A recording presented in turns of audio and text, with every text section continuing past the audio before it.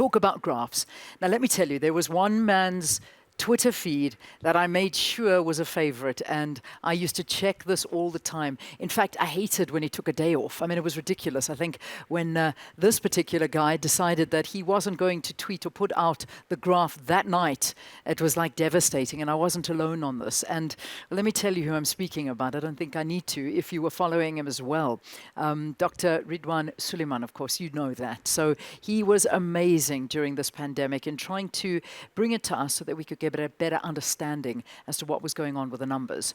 So now the devastation caused by the COVID-19 pandemic is reflected in the millions of lives lost in the world, not to mention what's happened here. And we just saw that slide where, yes, we're nearing 100,000, but that figure more likely 300,000 in South Africa. The shocks to social and economic systems have exacerbated pre-existing inequalities, fragilities, and unsustainable practices. Well, the man I'm referring to, Dr. Ridhwaan Suliman, is a senior researcher in the Information and Cybersecurity Center within the Defense and Security Cluster of the CSIR, and is an associate at the National Institute for Theoretical and Computational Sciences. He holds a PhD in Applied Mathematics from the University of Cambridge, and Dr. Suliman has been involved with the analysis of COVID-19 data and trends in South Africa, using this analysis and data to drive and inform decision-making and policy. So he's here today to look at COVID-19 trends in South Africa and how the healthcare industry can leverage data to inform health policy.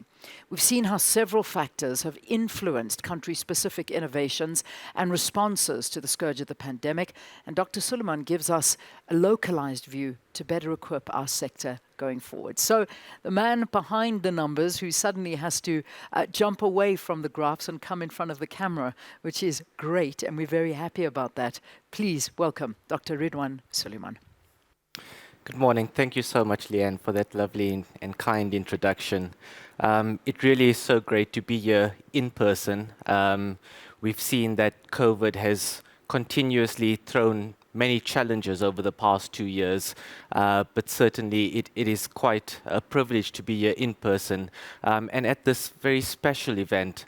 So let me first extend my gratitude to the Afrocentric Group for the invitation and the opportunity to be here. I think it's such an important and timely discussion to have right now. What have we learned over the past 2 years during the pandemic, and where to for the healthcare sector going forward? So, over 3.7 million confirmed cases and close to 100,000 reported deaths in South Africa over the past 2 years. COVID-19 data has certainly shaped our understanding of the pandemic, but more so it's also played a key role in driving decision-making and policy. So whilst those numbers I just quoted are certainly an underestimate of the true reflection of the burden over the past 2 years, it really has driven our understanding and has helped inform our policy. But where to from here? Let's look forward, looking ahead. How can data be used and how can the healthcare sector leverage data to inform policy? Or let me rephrase that. How must the healthcare sector leverage data to inform health policy moving forward? My presentation today will focus on COVID-19. Don't worry, I won't be giving an epidemiological update.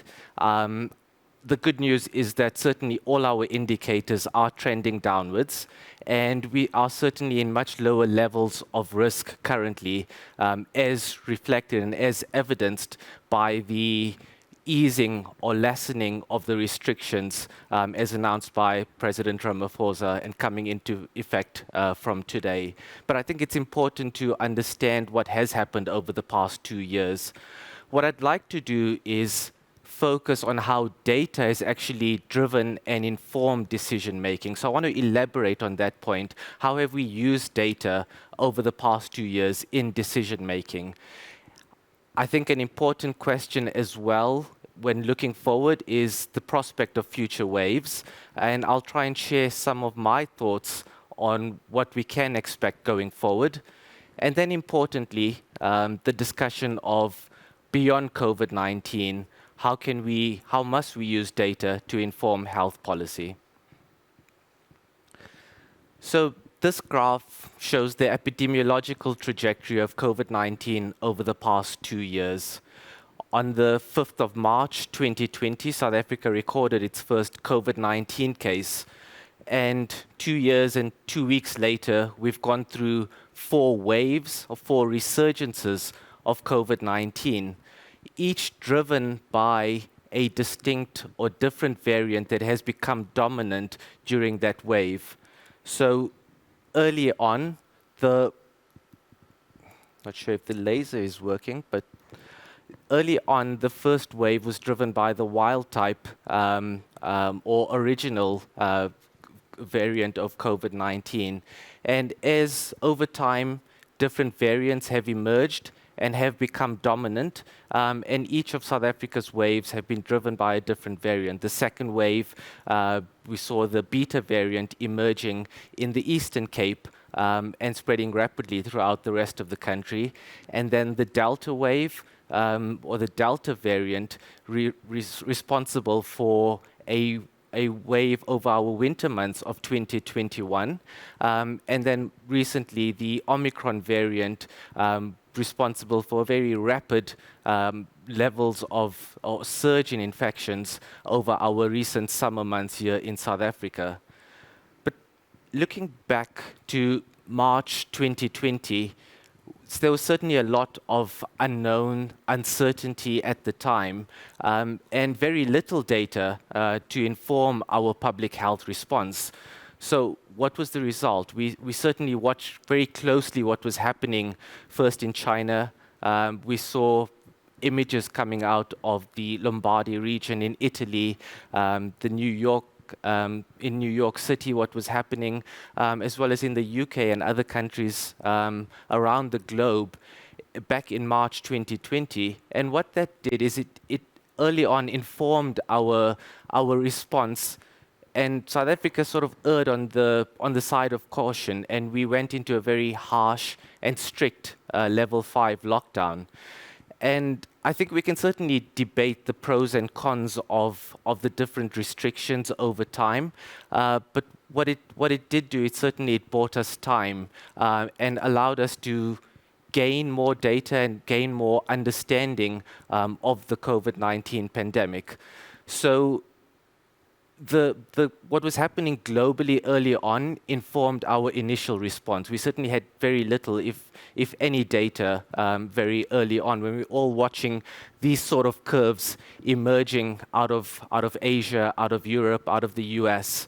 I think at this point it's important to point out that one of the limitations, there are many limitations to data as well, but we can't certainly make one-to-one comparisons between countries. Populations differ between countries. Certainly the age structure between countries varies, and also risk factors certainly play a part, as we now understand. So it's important not to make one-to-one comparisons across countries, but we do need to rely, we're in a global pandemic, and we certainly need to rely on data that's happening globally to inform our response. So as more data evolved or emerged over time, we certainly had a better understanding of what was happening in the country. And so this data helped to shape our response over time. So I want to maybe just focus on the vertical lines on this plot here, which show the different restriction levels that have been implemented over the course of the past 2 years. So COVID-19 case numbers have been a leading indicator to inform our restrictions and our policy. For the first year and a half, we certainly know that the number of confirmed cases was a leading indicator. What it did is it allowed us to better prepare better understand what's to come in terms of burden on the healthcare facilities. So confirmed cases therefore allowed us for better preparedness, resource and facility readiness, because we know over time that what has emerged is that once confirmed cases started to rise, that trend then soon followed in terms of the burden on hospitals and hospital admissions, then tracked that 1 to 4 weeks after, and sadly or ultimately mortality or deaths also followed the trends. So that strong link between infections, hospitalizations and deaths held true for a long time during this pandemic. So looking at the number of confirmed cases was quite crucial then to understand what we could expect or what we can predict in terms of the burden on the healthcare facilities. So for the second beta wave and the third Delta wave, we saw that as the number of confirmed cases or infections started to rise, so too then our restrictions then became a bit more harsher, and the ultimate aim was to protect our healthcare systems, to flatten the curve, as the phrase that we all become quite familiar with. And we saw that our restrictions or COVID-19 confirmed cases therefore informed our healthcare policy and informed our restrictions, being a leading indicator. What you notice also on this graph is I've color-coded the height of the bars or the number of infections with the test positivity rates. For a long time in the country, we really never took the test positivity rate into account. And I think it's important to make that point. We can't only rely on the absolute number of infections, because we know that cases are limited by testing capacity, and testing also when looking across countries varies. So it's important to also look at the testing rates to understand the true extent or the actual rates of transmission in the community. Thankfully, sort of after the second wave, we started to refer to this indicator as well in combination with the number of infections. And now we see on a daily basis the test positivity rates being reported together with the number of infections. So those two data sets always go hand in hand. One can't just look at infection rates in isolation or test positivity rates in isolation. We have to consider the two in combination. The point I want to just emphasize at this point is that infection rates really drove our policy and drove how the restrictions that came into place over the course of the first 3 waves, at least. Something changed, though. Something was different over the 4th wave and over the Omicron wave. You'll notice that there's no further vertical line signaling any change in restrictions, even though we saw a surge in infections over the Omicron wave. And what was different? Well, I think this graph clearly shows while the first 3 waves really followed a very predictable pattern in terms of the duration of the waves, the Omicron wave was quite different. We saw a surge in infections with a very rapid rise in the number of reported cases. The doubling time that we saw earlier on was probably twice as fast as what we saw during the previous waves as experienced in South Africa. But very quickly, the virus or the Omicron variant burnt itself out, and we saw a quicker time to peak, and then fortunately a quick downturn in the number of reported infections. But still, I think it was important to early on, as we saw infections rise, to understand how the implications that has on health policy. Early on in the emergence of the 4th or Omicron wave, the clinicians were informing us of less severe outcomes that patients were having, and so it was important to then track hospitalizations. Hospitalizations in its own right are a very important indicator. Ultimately, all our restrictions have been to protect the healthcare system, to ensure that we don't overwhelm or overburden our system, so that we ultimately give people the best access to healthcare facilities and the best opportunities for outcomes by having access to healthcare facilities. So ultimately, all of the previous restrictions over time were to protect the healthcare facilities. But over the Omicron wave, we saw a distinct change and a reduction in severe or acute outcomes. So you'll notice that hospital admissions or hospitalization rates remained lower for the fourth or Omicron wave relative to the previous waves, even though the number of infections surged beyond what was experienced before. So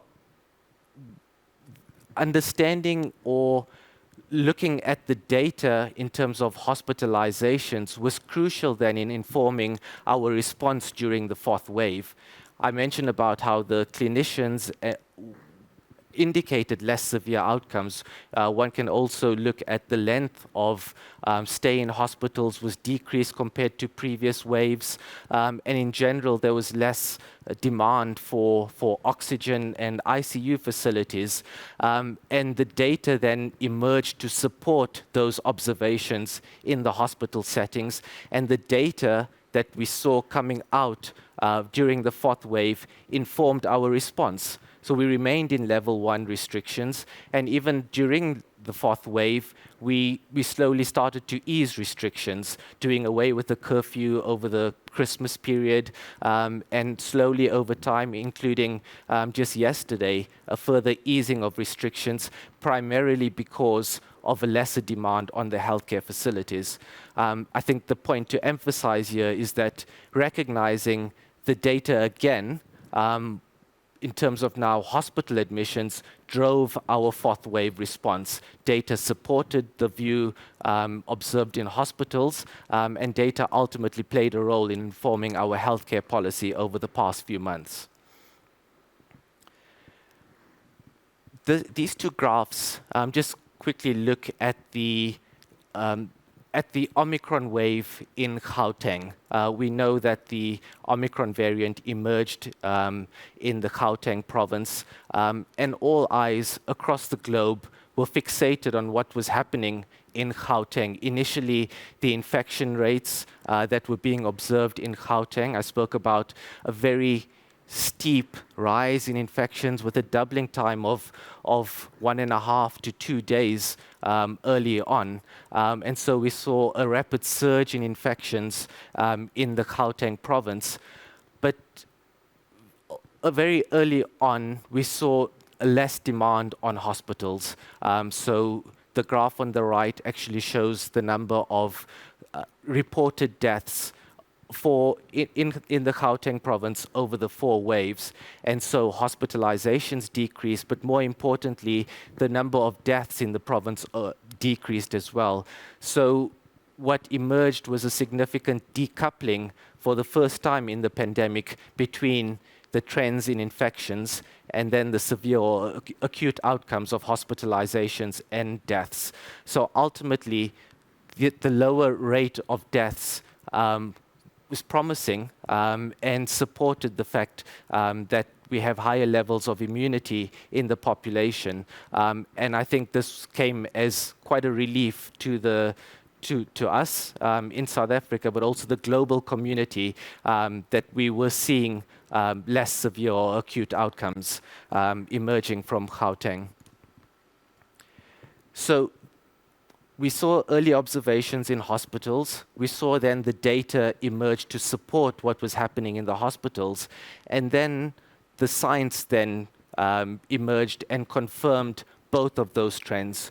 So here's one specific article by some of our researchers and scientists here in South Africa who during the fourth or Omicron wave confirmed that our T-cell immunity offered protection against the Omicron variant. And so previous infection and previous vaccination levels, then resulted in levels of immunity that was able to offer protection against severe or acute outcomes of hospitalization and death. So we saw all three facets come together. What was observed in the hospitals and clinics, we saw the data support that, and soon after the science was able to confirm the trends that we were seeing. So everything certainly comes together nicely, but data played a crucial role to link the observations in hospitals and until the science was able to support and provide evidence of what was occurring on the ground. And just to re-emphasize that delinking or decoupling between infections and severe outcomes of hospitalization and deaths, these curves show the trend across confirmed cases, hospitalizations and deaths. And while you'll see that the trends generally followed one another for the first three waves of the pandemic, there was a significant decoupling and reduction in hospitalizations and deaths in the fourth Omicron wave.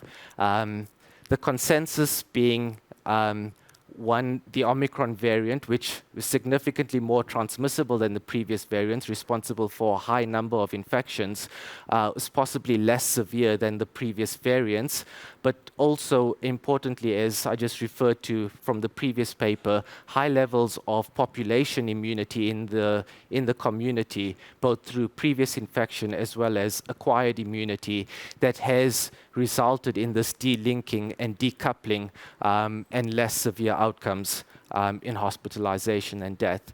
And again, just to look back at the science, Dr. Farid referred to this work, and this study confirmed then the high levels of population immunity in South Africa.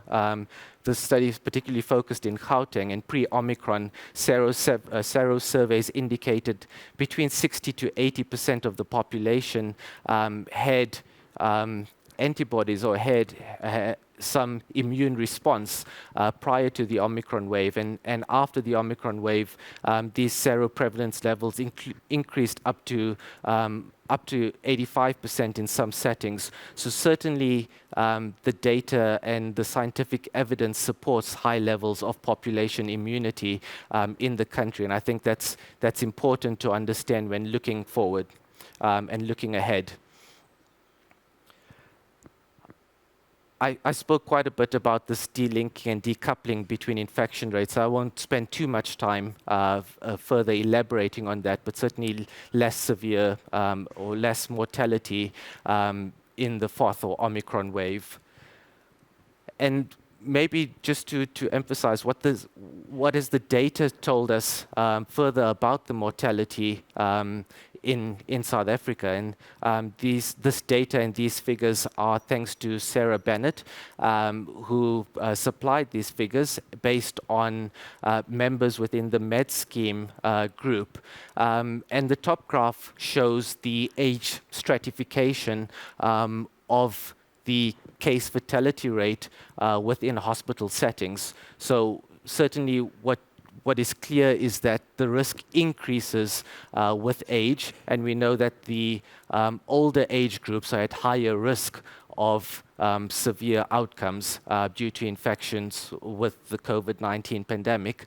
But what the graph on the top also shows, if you look at the yellow bars, is a significant reduction in the hospitalization and as well as mortality across the age groups for the fourth wave. The graph on the bottom looks at the comorbidities for those mortality outcomes. And what is quite clear is that there are certain comorbidities such as hypertension, diabetes, and cardiovascular disease that have been prominent throughout the pandemic.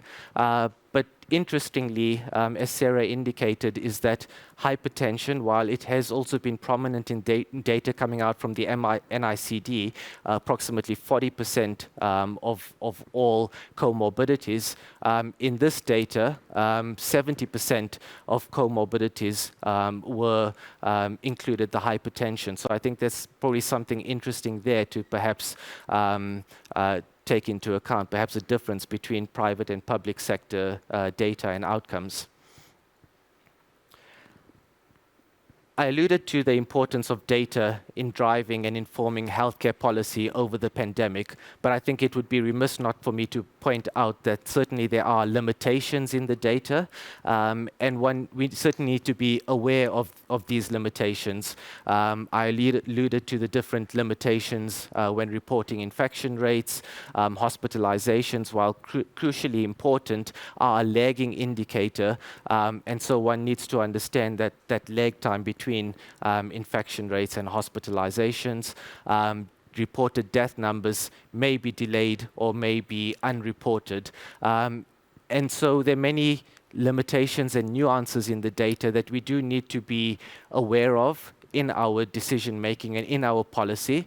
And more so, I think data, whilst having an impact on health policy, certainly has consequences in terms of other socio-economic outcomes. So one needs to certainly take into account social consequences, economic impact, security issues as well. So data in isolation, while informing our healthcare policy, I think an integrated approach is crucial when looking at data.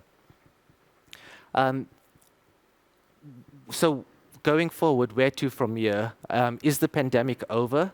I think certainly the answer is no. The virus will be with us for the foreseeable future.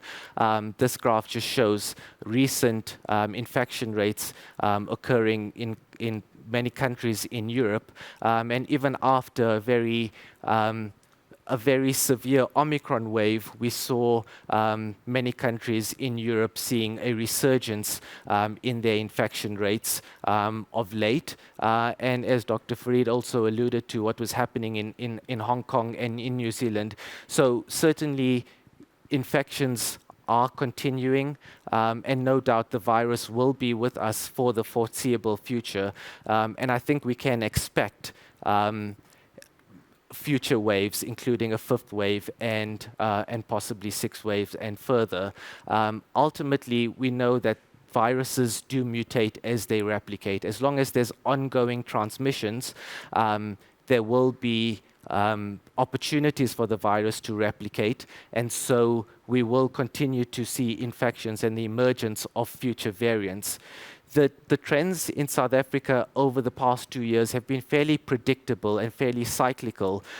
Each of the four waves have been separated by about 3 months in between. So based on those data and trends, we can expect 3 months after the end of the Omicron wave, a surge or resurgence of fifth wave in South Africa. So that puts us towards the end of April, beginning of May, where we may likely see higher infection or resurgence and the start of a fifth wave.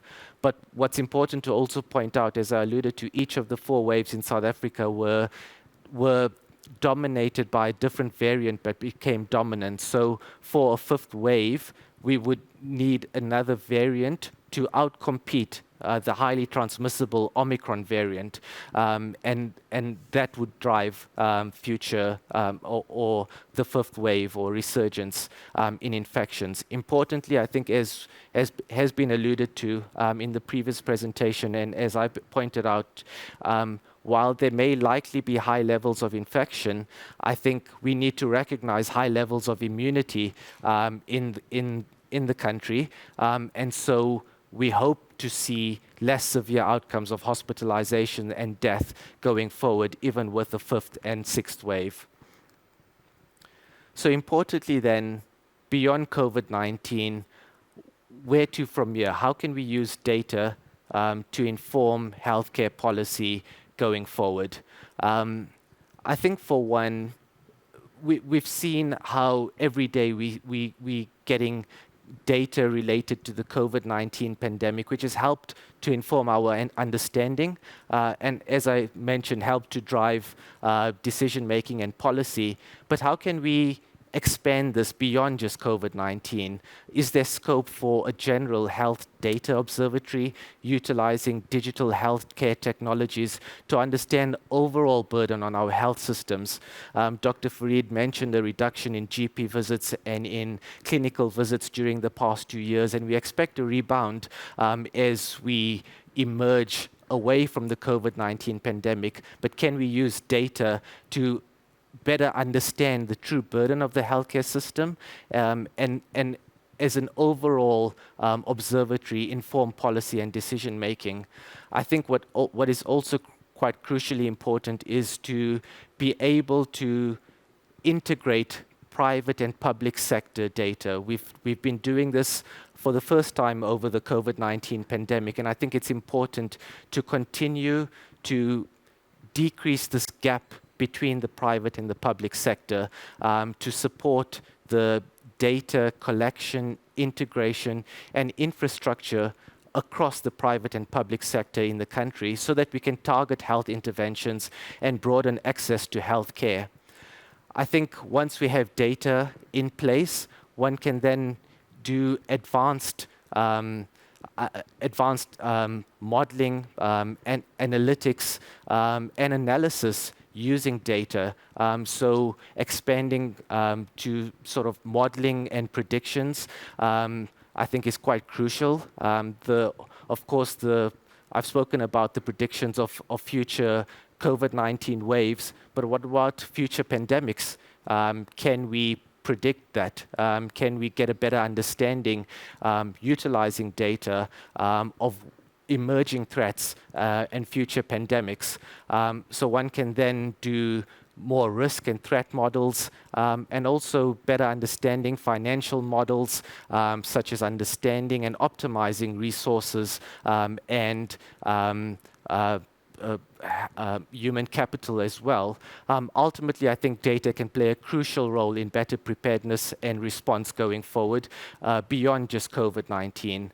I think in closing, while I've alluded to the importance of data and we've seen how data has shaped our COVID-19 understanding and policy, data is just an enabler. Data and technology are crucial, but certainly we do require investment in human capital and multidisciplinary skills and training to be able to understand the data and to be able to inform healthcare systems going forward. And also, I think importantly, beyond COVID-19, we've seen certainly that the healthcare policy has incorporated the use of data, and we need structural reforms and processes to continue utilizing data in future decision-making and policy. Thank you so much for listening.